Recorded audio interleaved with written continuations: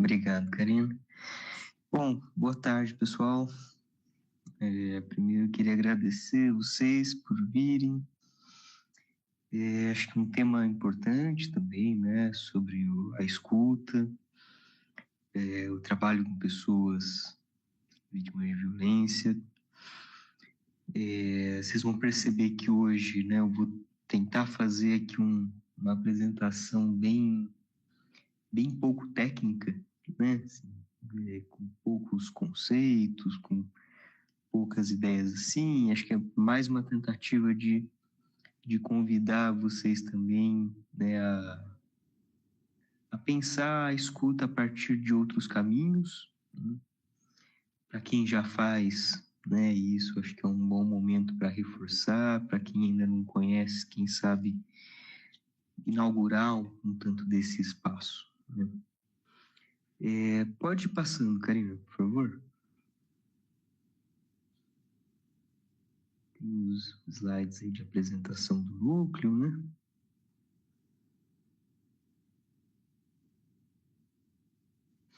Só vou dizer, né, eu faço parte, junto com a Karina. Pode passar, Karina. A Karina coordena o núcleo de violências, né, aqui do projeto. Eu faço parte. Estou, né, na função de especialista. E essa é uma das atividades, né, de teleeducação do nosso núcleo. Para começar, pessoal, né, eu acho que quando eu fui escrever, né, pensar um título, eu escrevi lá, né, de onde escutamos, né, as pessoas vítimas de violência. Eu acho que é interessante pensar isso, assim, né, não é um erro de escrita, né, foi proposital, né, que acho que justamente a importância de tentar fazer esse deslocamento, né, um deslocamento inicial. Deixar de se preocupar por um momento sobre o como a gente escuta, né, o que eu falo para essa pessoa, como eu escuto, quais as técnicas, né, quais as frases que eu posso usar, quais as estruturas necessárias, né? Não que isso não seja importante, né? Claro que é, mas também penso que é importante a gente pensar sobre onde, né? De onde a gente está fazendo essa escuta. Eu vou começar falando sobre isso, depois eu vou passar sobre alguns efeitos, né, no mundo interno, no psiquismo, no mundo das emoções, né, das experiências de violência, e por fim amarrar, né, o que eu estou trazendo também sobre a escuta e a escuta de pessoas vítimas de violência. Para tentar explicar o que eu quero dizer, né, com esse de onde escuta, eu vou trazer alguns exemplos. Pode passar, Karina, por favor? Percebam, né? Dizer de onde remete a gente a uma ideia de lugar, né? De que lugar eu estou falando e, portanto, qual é o lugar que eu estou supondo que a pessoa está me escutando, e o contrário também, né? De onde essa pessoa está falando e que lugar que ela imagina que eu esteja escutando. Pode parecer um pouco confuso, mas se a gente for para alguns exemplos mais práticos, isso pode, acho que vai ganhando um contorno mais nítido também. Em outras palavras, né? Quem sou eu aos olhos dessa pessoa e quem é essa pessoa aos meus olhos? Eu vou dar um exemplo para vocês. Estava aqui, né, preparando a atividade de hoje e lembrei de uma situação que aconteceu comigo, deve ter uns 7 anos, mais ou menos. Eu estava atendendo num ambulatório aqui na cidade onde eu moro, era um ambulatório que atendia pessoas LGBTQIAPN+, e chega, né, eu fui fazer o primeiro atendimento com uma mulher trans. E ela foi me contando, né, era o nosso primeiro contato, e ela foi me contando toda a história dela, foi me, né, dizendo com muitas dores sobre o quanto a história estava muito entrelaçada com experiências de violência, né, desde abuso sexual quando criança, a uma nova violência, né, da descrença da família em relação ao relato dela. Foi passando por uma série de violências, né, que foi vivendo, assim, uma vida muito entrelaçada mesmo à violência. E num dado momento da conversa, ela diz assim para mim: eu aprendi que na vida eu preciso resolver tudo sozinha. E aí essa frase me chamou a atenção, né? E eu perguntei para ela: como que a vida foi te ensinando isso? Como é que você foi aprendendo isso? E aí ela me conta outras várias situações, outras várias experiências onde isso ficava muito forte para ela. Logo no final, assim, da nossa conversa, quando ela chegou, ela estava super nervosa, né, muito tensa. E no final da conversa eu pergunto para ela assim, né, e aí, como é que foi? Né, como é que você está se sentindo agora? Como foi conversar aqui comigo? E ela diz assim, eu me surpreendi comigo mesma.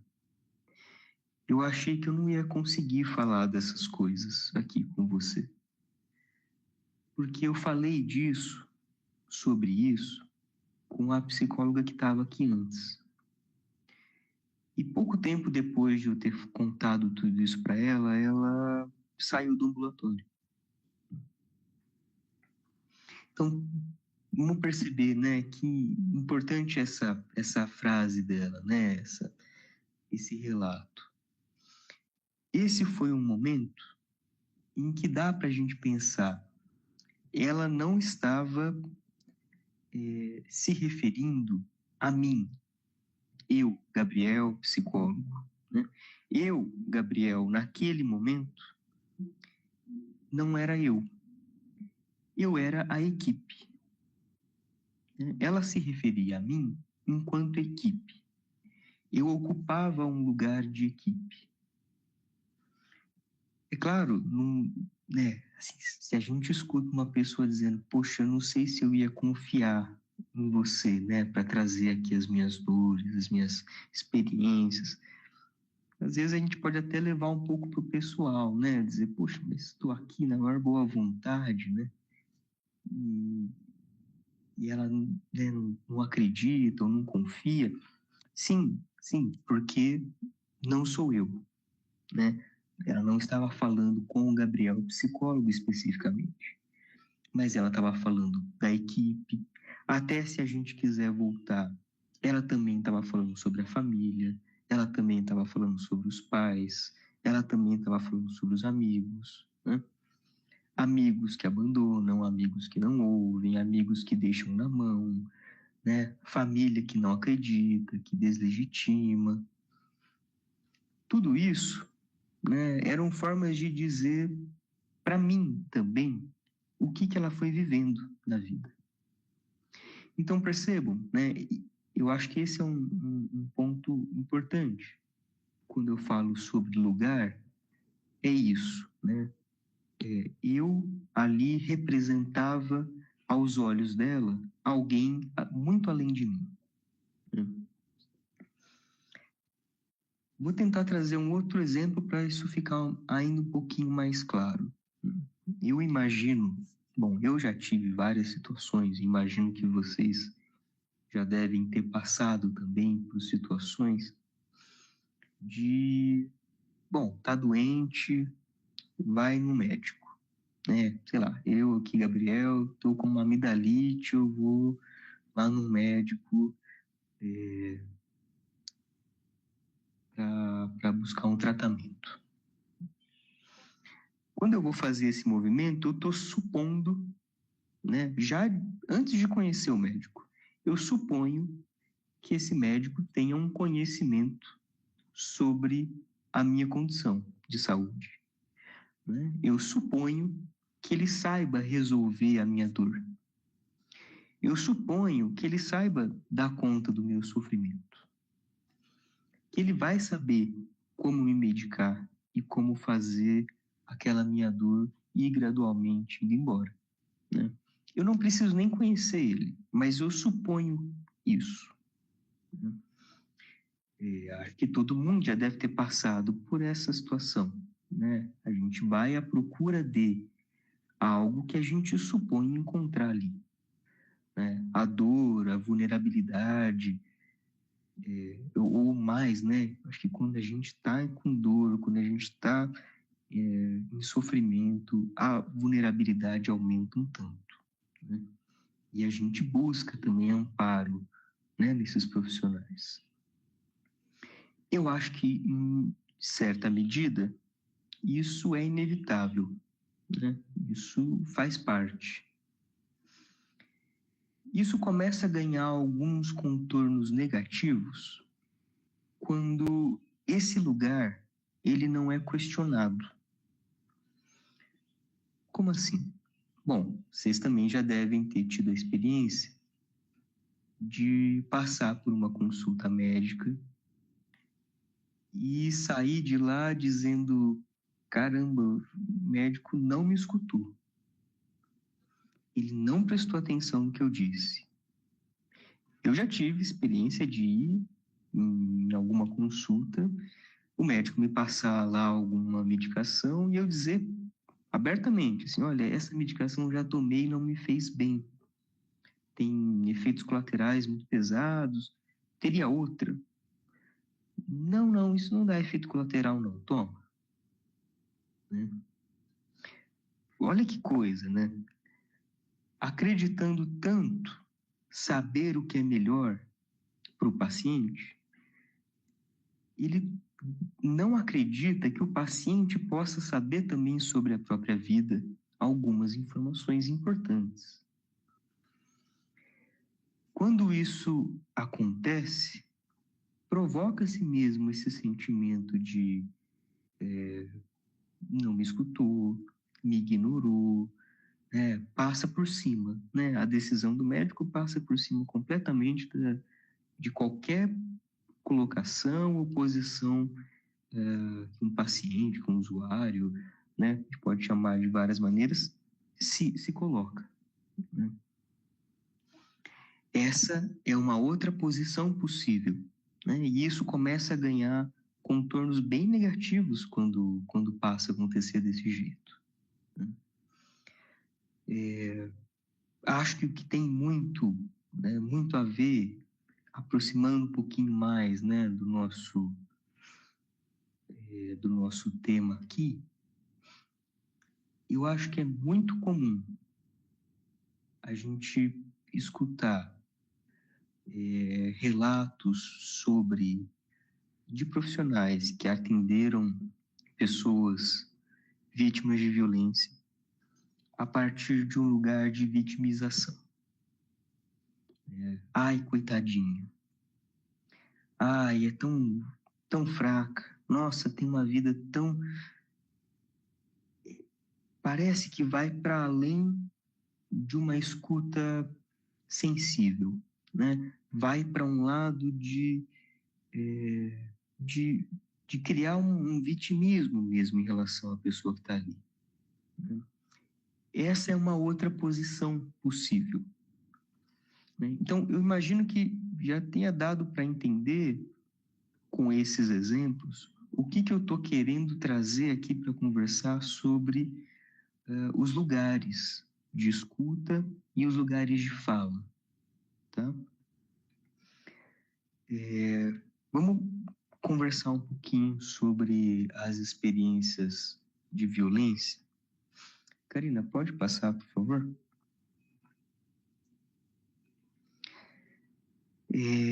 Percebam, né, no próprio título da conversa aqui de hoje, eu coloquei a escuta de pessoas vítimas de violência. Então, percebam que é muito abrangente, né? Eu não coloquei a escuta de mulheres vítimas de violência doméstica ou crianças vítimas de violência sexual, pessoas trans vítimas de transfobia. Eu não quis pegar um caminho aqui mais específico. Eu estou trazendo um debate, um espaço aqui para a gente conversar sobre algo, a princípio, um pouquinho mais amplo, tá? E justamente por ser também amplo, é preciso que a gente parta de um princípio. Não existe uma relação absolutamente direta entre formas, tipos de violência e efeitos psíquicos. Tá? Não dá para dizer essa violência específica produz esse tipo de sofrimento, né? Esses sintomas, essas condições de vida, porque é muito específico, né? Isso passa por experiências muito pessoais, vai depender muito do que, né, a gente costuma dizer, do caso a caso, né? Apesar de que sim, existe, quando a gente pensa sobre a violência, existe, a meu ver, algo que está sempre presente, né? Que vai ser o nosso próximo slide. Pode passar, Karina, por favor?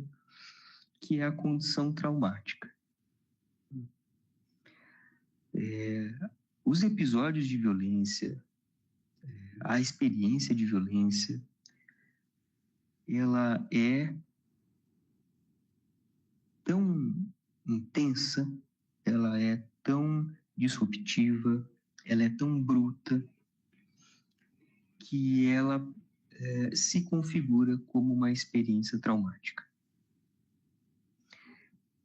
O trauma, né, o choque, esse impacto emocional, né, físico, sim, também, mas também produz emocionalmente grandes impactos,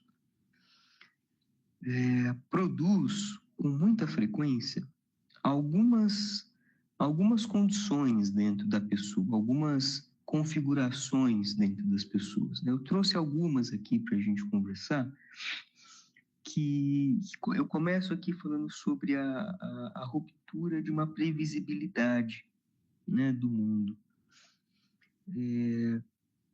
Bom, estranho, né, falar isso, né? Uma previsibilidade do mundo, né? Caramba, o mundo é tão imprevisível, né? A vida é tão imprevisível. Sim, sim, é mesmo. Mas no meio da imprevisibilidade da vida natural, né,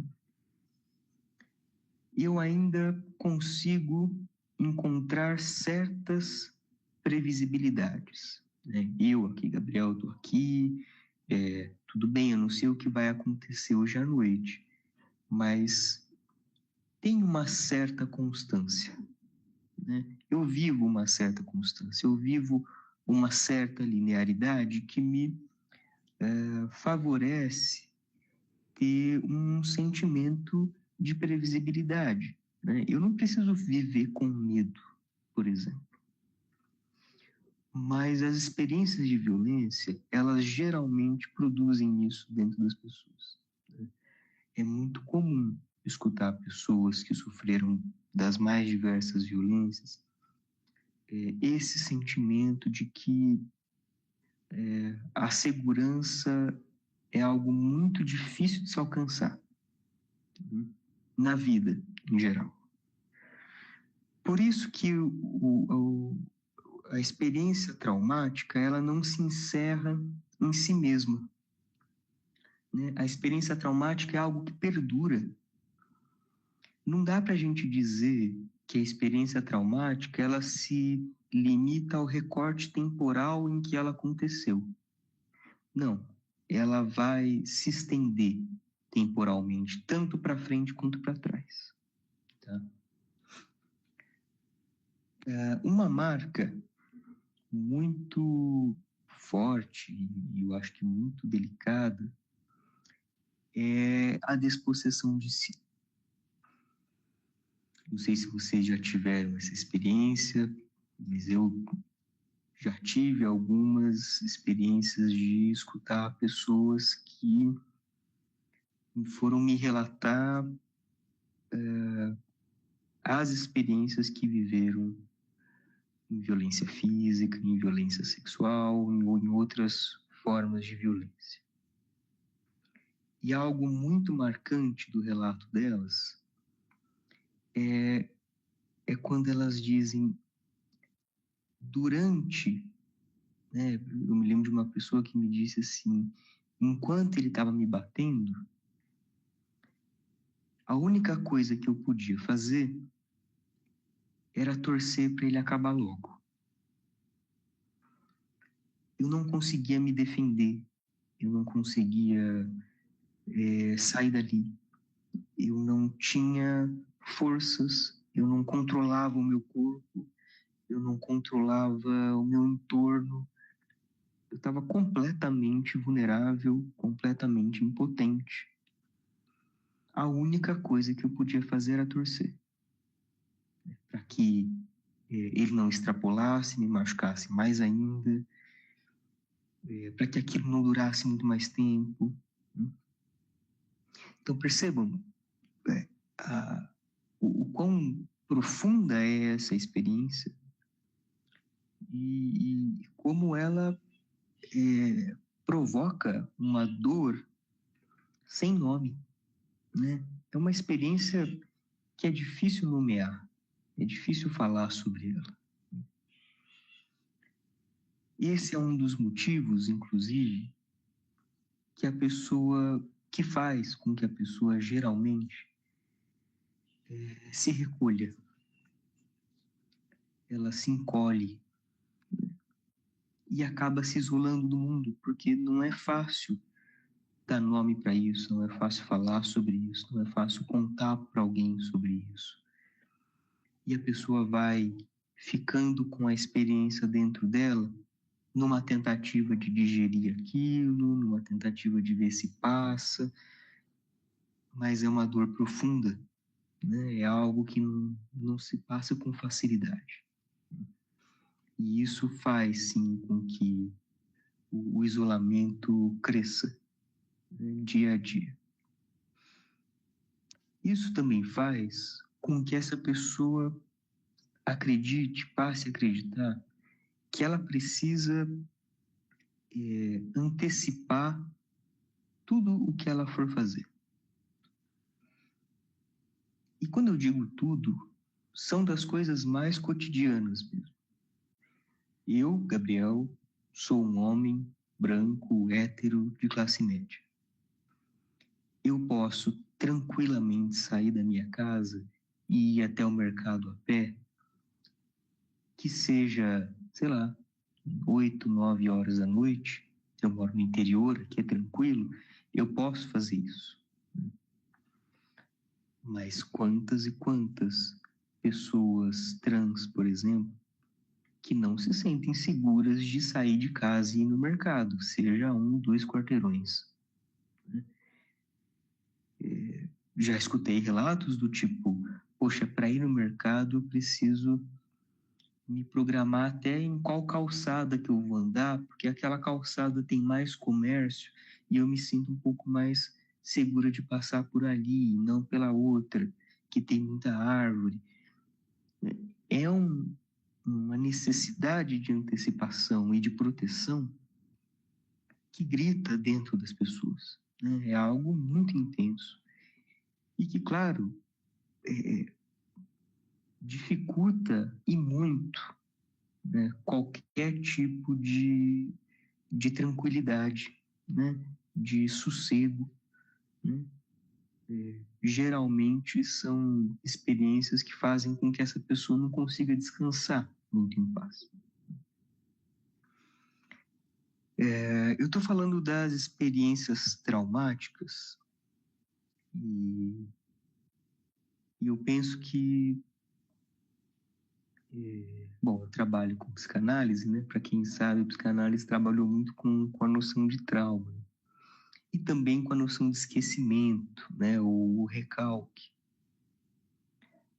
Mas eu penso que existem experiências traumáticas que não produzem um apagamento da memória ou do evento, né?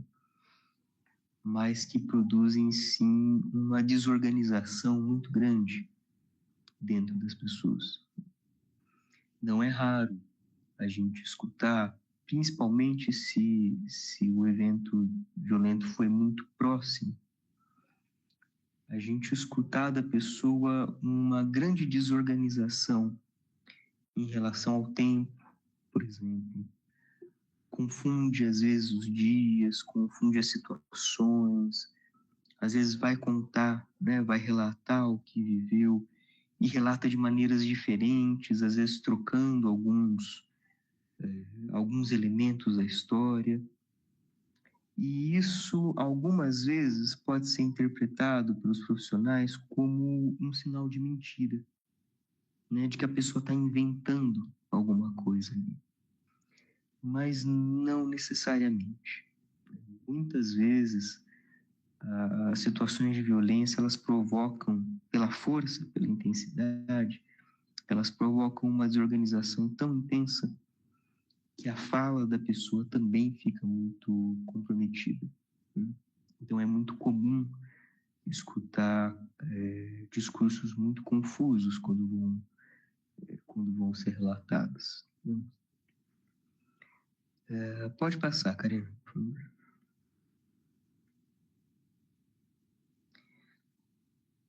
Vamos caminhando um pouquinho aqui para o trecho final, né? Tem um pouquinho ainda que eu queria falar para vocês, mas vamos começar a conversar sobre a escuta de pessoas vítimas, né, de violência. E aí eu quero reforçar uma coisa que eu disse logo no início. A escuta é, antes de tudo, ocupar um lugar.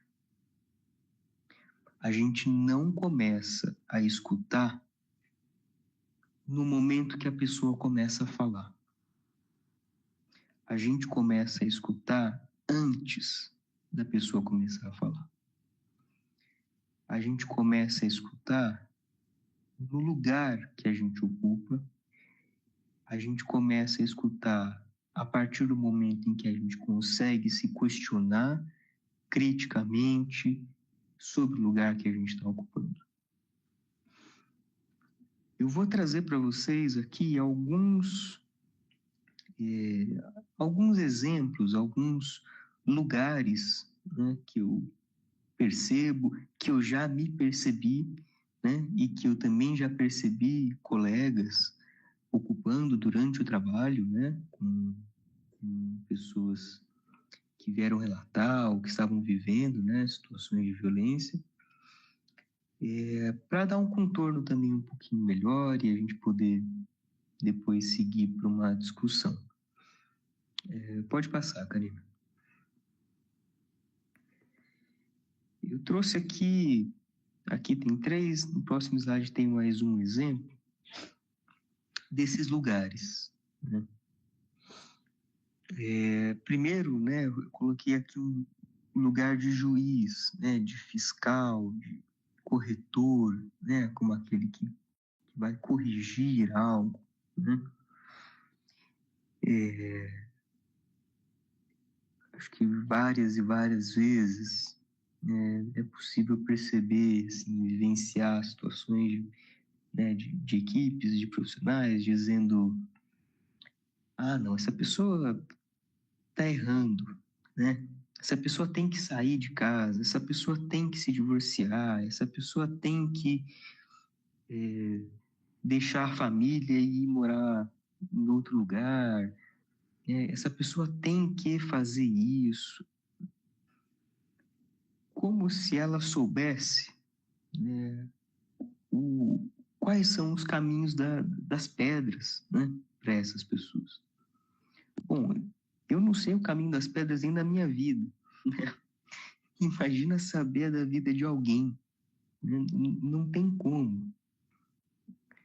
Só que a gente muitas vezes pensa por aí, né? A gente pensa que a gente sabe qual é a melhor atitude que a pessoa deveria ter, poderia ter, né? E muitas vezes tratamos, sim, né, quem nos procura, até por conta da vulnerabilidade que a pessoa está, a gente ainda ocupa um lugar de poder, né, de dizer, você precisa fazer isso, né? Você precisa abrir um boletim de ocorrência. Putz, mas então, Gabriel, você está dizendo que não é importante abrir um boletim de ocorrência? Não, é claro que é importante, é necessário. A questão não é o movimento, né? É importante fazer isso, né? A questão é como que eu vou conversar com a pessoa sobre isso, né? Se eu vou dizendo você tem que, a chance disso produzir também na pessoa um sentimento de culpa é grande. A chance disso produzir na pessoa um sentimento de insuficiência é grande. Por que insuficiência? Porque, vejam, para uma pessoa conseguir chegar numa equipe, chegar num profissional, chegar numa referência que seja, né? E dizer, está acontecendo isso, isso, isso. Isso para a pessoa já é um passo importantíssimo e dificílimo de dar. Se quando a pessoa diz isso para mim, eu digo, você tem que fazer tal coisa, sabe quando parece assim, putz, mas eu já estou fazendo tudo que eu posso. Não dá para fazer mais, não consigo. E a gente precisa estar atento a isso, né? Dizer o que a pessoa tem ou não que fazer é um grande perigo, né, de produzir novas violências, sabe? Um outro lugar, né, que a gente acaba ocupando também é esse lugar de heroína, de herói. Vocês já devem ter também visto, né? Tem profissionais que, nossa, dão a vida para tirar a pessoa daquela situação, né? Acreditam realmente que elas podem tirar a pessoa daquela situação. Caramba, mas então quer dizer que eu tenho que deixar a pessoa naquela situação? Não. Deixar a pessoa numa situação não é o oposto de tirar a pessoa daquela situação, né? Se eu acredito que eu posso tirar alguém dali, eu acho que eu devo estar acreditando que eu posso coisas muito para além do que me cabe, né? Estar lado a lado de uma pessoa, construir com ela alternativas é uma coisa. Eu acreditar que eu posso tirar alguém dali é uma coisa completamente diferente. É muito comum que quando a gente tenta tirar alguém da situação de vida que está, a gente acaba se frustrando também, né? Justamente porque a gente não está percebendo que aquela pessoa não está ali à toa. Ela tem os motivos, né? Tem alguns vínculos ali também. Aquilo faz parte da vida dela. Eu vou falar isso um pouquinho mais para frente, mas isso produz com muita frequência frustração também na equipe, né, nos profissionais. E até pode cair um pouco naquela coisa de, então então deixa, né? Não quer, fica aí, né? Eu fiz o que eu pude.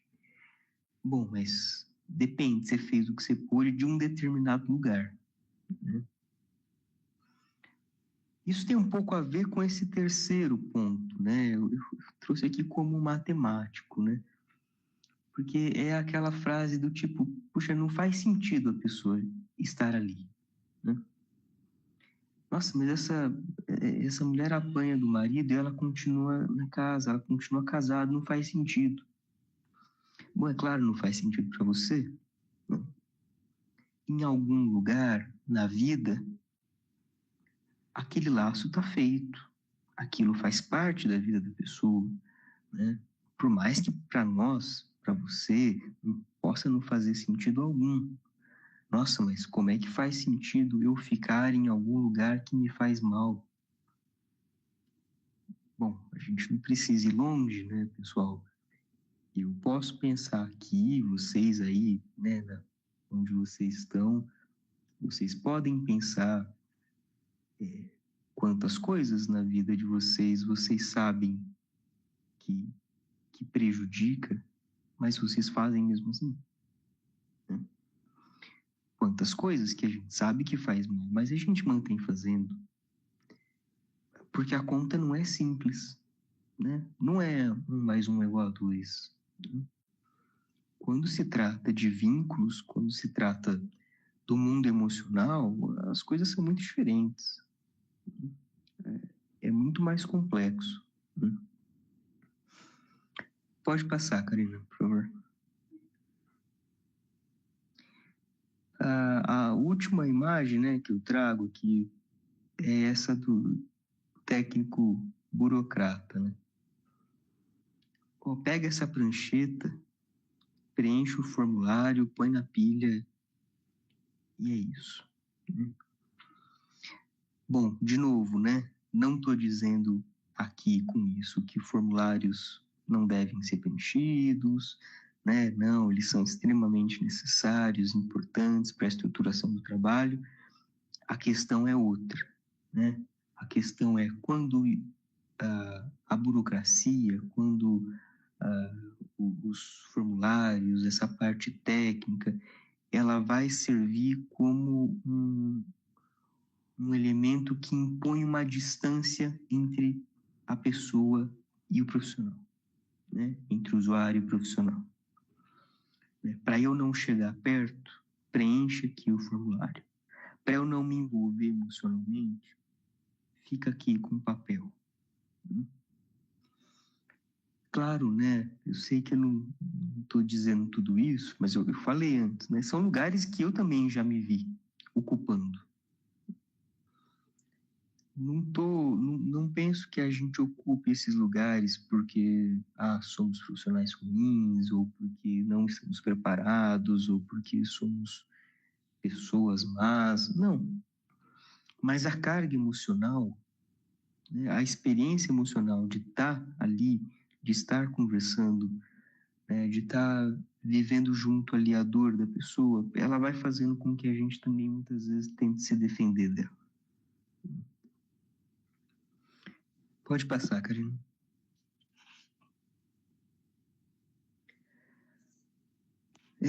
Bom, trouxe alguns lugares, né? E trago por fim um lugar da escuta sensível, né? E para construir esse lugar de escuta sensível, eu penso que a gente precisa partir de um princípio também. Quando uma pessoa relata uma experiência que ela teve, um episódio na vida de violência, ou mesmo uma vida de violências, a gente precisa entender que ela está falando sobre a história de vida dela. A gente precisa entender que ela está falando de algo muito pessoal.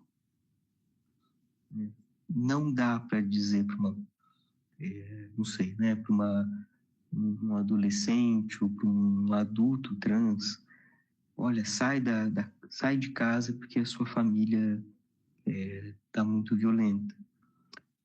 Não é simples, né? Ali é a casa da pessoa, ali tem o cheiro da pessoa, ali tem as roupas da pessoa, ali tem um laço com aquele lugar, né?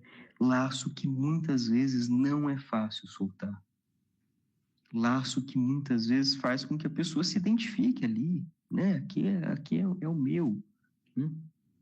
Aqui eu me conheço, né? Então, é importante a gente entender que isso faz parte da história da pessoa e que isso funciona a partir também das regras de vida dessa pessoa, né? Eu entendo que esse lugar de uma escuta sensível, ele diz muito sobre o respeito, a diferença e a alteridade, né? A diferença porque é a vida da pessoa, não é a minha. A vida dela funciona de uma maneira que a minha não funciona. E tá tudo bem. Isso não é um problema, né? E a alteridade, né, somado a isso, né, a pessoa precisa também ter conservada a sua autonomia. É uma escolha também, né? As escolhas que ela vai poder construir são escolhas que ela vai construir a partir da própria vida. Passa, Karina, por favor. Eu acho que é muito difícil definir, né, o que é escuta, né? Para mim, pelo menos, é uma tarefa difícil, né? Delicada, assim, muito sensível. Mas eu quis trazer aqui alguns elementos para falar sobre escuta que eu entendo que estão muito conectados ao que eu fui falando nesse percurso, que escutar não é consentir, né? Tampouco justificar ou vitimizar. Não me interessa, né, se uma pessoa chega me relatando o que viveu e eu tentar justificar isso, né? Poxa, não, mas talvez tenha sido um mau dia, né? Talvez pegou a pessoa ali num dia ruim, aconteceu alguma coisa. Não, a escuta, ela não vai por esse caminho. A escuta é uma possibilidade e uma disponibilidade de conhecer o mundo do outro. Vejam, né? Conhecer o mundo do outro, a gente conhece muito pouco. Mesmo com pessoas que a gente já trabalha há muitos anos, a gente conhece pouco. Eu falo aqui do meu lugar de psicólogo, mas é possível que a gente se aproxime também para suspender um pouco das nossas formas de vida e perceber que existem outras formas de vida que funcionam a partir de outros norteadores, de outros organizadores, né? Eu penso que a escuta é esse lugar. A escuta, entendo também que é um lugar de favorecer o espaço à experiência e aos sentimentos. Eu acho importante, né, quando a gente fala sobre espaço, né? É claro que aqui eu estou me referindo ao espaço interno, né? A importância do espaço interno, né? Tem momentos em que a gente não tem cabeça para escutar, a gente não tem cabeça para acolher, e eu acho que está tudo bem também, porque faz parte. Mas o espaço interno, ele é muito necessário para que a gente possa fazer um trabalho de acolhimento. O espaço externo, ele também é muito importante, né? Lembro lá do documento, né, do Ministério da Saúde, das orientações para o acolhimento de mulheres vítimas, né, de violência doméstica, que fala, né, bom, tem uma sala lilás, a importância de ter esse espaço, mas a gente sabe que na prática, no dia a dia, né, não são, né, todas as unidades que conseguem ter essa estrutura, né, às vezes o acolhimento vai ser mesmo no almoxarifado, ou em qualquer sala possível, né, às vezes sem tanta privacidade, porque é interessante também lembrar disso, né? O espaço físico, ele favorece certas trocas e ele prejudica outras trocas, né? Dependendo da maneira como ele se organiza. Bom, por fim, eu trago essa ideia, né, da escuta como testemunha, né? E percebam, né, não estou dizendo testemunha no sentido jurídico da coisa, né? Assim, não é que ao escutar uma pessoa vítima de violência você vai virar testemunha dela frente, né, ao tribunal, né? Não é isso. É testemunha na dimensão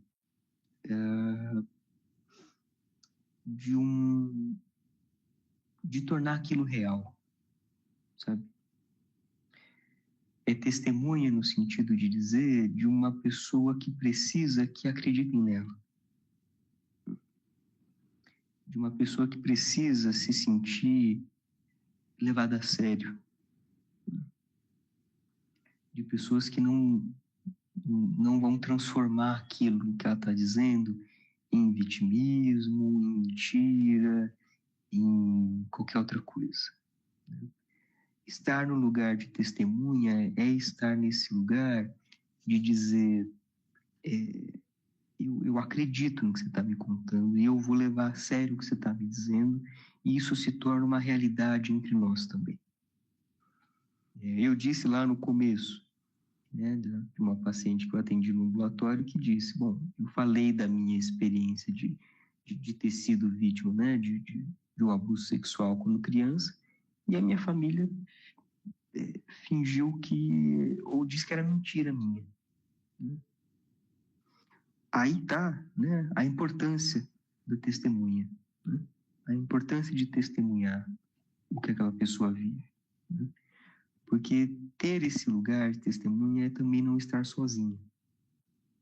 E isso faz uma diferença enorme, enorme, né, para quem sofre, seja episódios ou seja uma vida de violência. Pode passar, Karina. Bom, era isso, pessoal. Deu para perceber, trouxe um panorama bem amplo. Acho que era no intuito também de provocar as discussões, provocar o debate. Então, fica aberto também para isso.